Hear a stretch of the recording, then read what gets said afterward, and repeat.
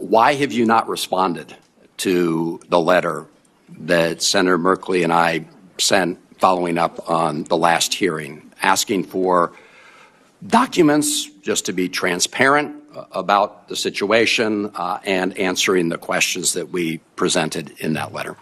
But I am here today to testify about the budget, and I look forward to discussing the President's budget with you today. Thank you, Mr. Chairman. I'm informed, Mr. Secretary, that last night we did get the fiscal year 26 NOAA spend plan. So that makes you 1 out of 4 in terms of responses. And so I am going to go back to requests and letters that were not responded to, because you did say at the last hearing with respect to the Epstein affair that you had, quote, nothing to hide. I assume that is still your testimony today. Is that right, Mr. Secretary? That is right. So why have you not responded to the letter that Senator Merkley and I sent following up on the last hearing, asking for documents just to be transparent about the situation and answering the questions that we presented in that letter? The last time we were together, I agreed and answered every question on that topic with this committee, and I answered each and every topic. I have voluntarily agreed in less than 2 weeks to sit and answer questions on this topic, fully whatever questions are asked of me, voluntarily in less than 2 weeks with your House colleagues. I would ask you if there are any questions that you want me to answer. Please give them to House colleagues, and I am going to answer them all. But I am here today to testify about the budget, and I look forward to discussing the President's budget with you today. But I am volunteering within 2 weeks to answer any and all questions on this topic. Well, Mr. Secretary, I'm aware of that. We presented you with questions and requests from this committee that have not been responded to. So we're going to have to continue to pursue that. We will follow closely what happens in that proceeding. I hope you will provide them with the materials that we hope to secure here as well. And again, the reason I'm asking this question at this hearing is because we didn't get a response to the letter. No response at all to that earlier letter. The other letter we haven't gotten a response to relates to the issue, as I mentioned, of the U.S. decision, the Commerce Department decision to take a stake, a U.S. government stake in U.S. rare earth, $1.6 billion in federal support. And according to reports, the Rare Earth's own CEO publicly said that this deal originated in a November 2025 conversation between yourself and herself with no formal application, no public solicitation, and no competitive process. Is that accurate? I met the executives of USA Rare Earth, introduced to me by a gentleman named Ken Moelis, who is a famous banker who has a firm by his own name. And so he brought the deal to us because it is well known that China has weaponized rare earths and critical minerals against the country, and it is very important for the United States to unleash our ability to do rare earths, critical minerals, and magnets. And USA Rare Earth has a mine-to-magnet integrated model, and that was interesting. It was presented to me by Ken Moelis, and then I introduced them to the CHIPS team to pursue the transaction. Yeah. So, Mr. Secretary, I have no complaint with the decision to take some U.S. ownership stake in exchange for the investment, something that some of us encouraged the Biden administration to do in strategic sectors, like this one, certain others. It's more the complete lack of transparency and process under which this deal took place, because, before that transaction, I understand that this company total federal contracting history was worth less than $100,000. It also, as you well know, coincided with the fact that your previous firm, Cantor Fitzgerald, helped arrange the transaction on the other side of the deal, on the private investment side, which raises considerable conflict of interest concerns. So can you respond to the letter? Would you respond to the letter by the end of this month that we sent that lays out some of these questions? I will take another look at the letter and see if we can work together to resolve your issues. I would appreciate that, Mr. Secretary, because it would, again, I want to look at this year's budget too. And the challenge we've got here is when we present you questions, Chairman mentioned some of the things he's asked about, and we get no answers. That's a real problem. And it means that we are going to spend more time focusing on the things that you didn't respond to when we want to focus on the future. Thank you, Mr. Chairman. Thank you, Senator. Yes, thank you, and great idea, Mr. Chairman. Thank you, Mr. Secretary, for being here today. Last year, according to the World Travel and Tourism Council, the United States saw a 5.5% decline in international visitors. We were the only major economy to see any decline.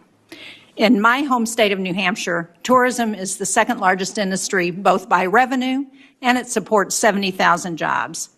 Canada has long been our largest share of foreign visitors, but last year we saw a 30% drop in Canadian tourism, largely due to the loss of trust and goodwill because of this administration's rhetoric around Canada. Secretary Letnick, last week you said about Canada's economic strategy, and I quote, "They suck." I believe your spokesperson then said this was about Canada's economy leeching off of the U.S. How does insulting our closest ally and neighbor help the businesses in my state of New Hampshire and states all across this country who are hurting because of the loss of Canadian business and tourism? Canada's economy leans on the incredible $30 trillion economy of America. But there's no doubt about that, Mr. Secretary. But insulting our closest ally and neighbor who provides a lot of business, we have a lot of businesses in New Hampshire, small businesses who work on both sides of the border. We have all those Canadian visitors who are not coming because of your comments and comments by the administration. How does that help our economy? It is outrageous that Canada will not put U.S. spirits on the shelf. It is insulting. It is. And disrespectful to America that they won't Absolutely. even put... And my husband has an interest in a company that has American spirits. And they won't do it because of the insults from this president and comments like yours. So I want to go on to another question. But can I have just one small comment, which is dairy is treated so badly, and your state cares about dairy, and we are trying desperately to get them to live to the deal that they have on USMCA and stop treating our dairy farmers so poorly, and your state cares about that, and we are fighting for that.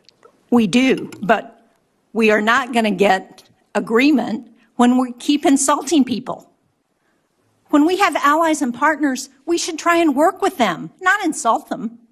And I find your rhetoric insulting to the people in my state who are working so hard to try and ensure that they can do business. I want to move on to BEAD and the non-deployment funds because Secretary Letnick, as I said the last time you were here, Senator Collins and I led the negotiations around the bipartisan infrastructure law and those broadband provisions.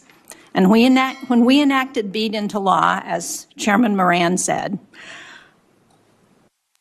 we understood that any remaining funds after broadband deployment would be used for adoption. New Hampshire was promised nearly $200 million in BEAD funding, yet only $18.6 million has been awarded for deployment. That means New Hampshire has nearly $180 million left for non-deployment activities. So when can we expect guidance from NTIA on how states can spend the estimated $21 billion in remaining non-deployment BEAD funds?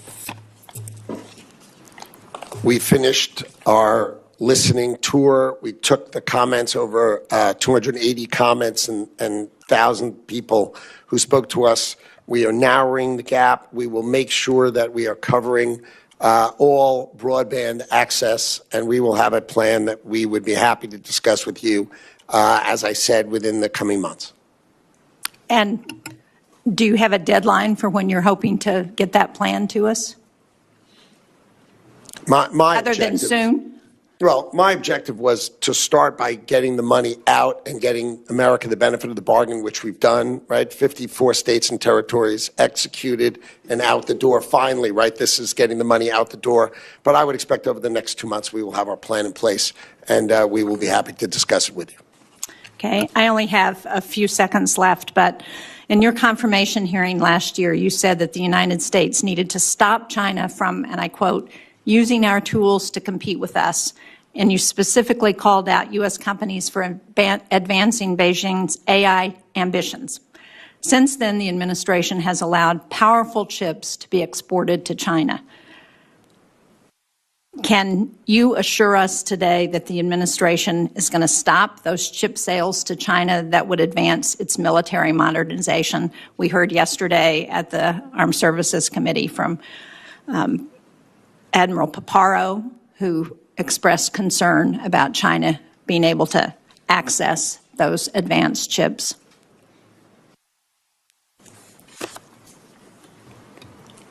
There is a delicate balance in the relationship with China. President Trump has the best relationship with President Xi, and he balances that. I want to be crystal clear. We are not selling our best chips to China under any circumstance.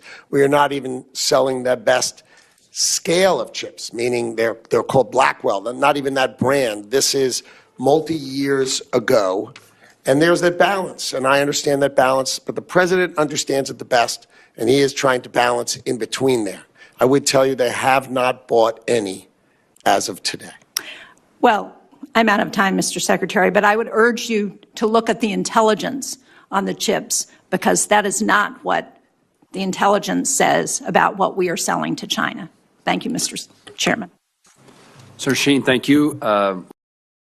What began as a routine Senate budget hearing quickly turned into a confrontation over transparency, accountability, and public trust. Senator Chris Van Hollen opened by accusing Commerce Secretary Howard Lutnick of repeatedly ignoring congressional oversight. His central argument wasn't just about one unanswered letter.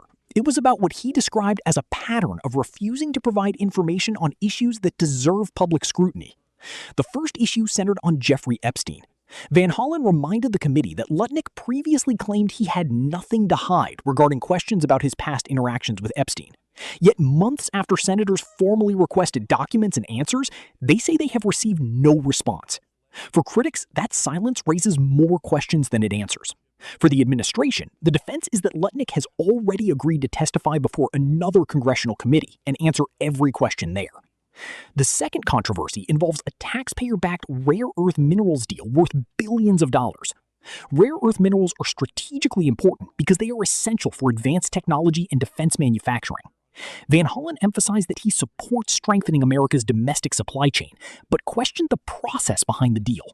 His concern is whether there was enough transparency, especially since Lutnick's former financial firm reportedly helped arrange the private side of the transaction.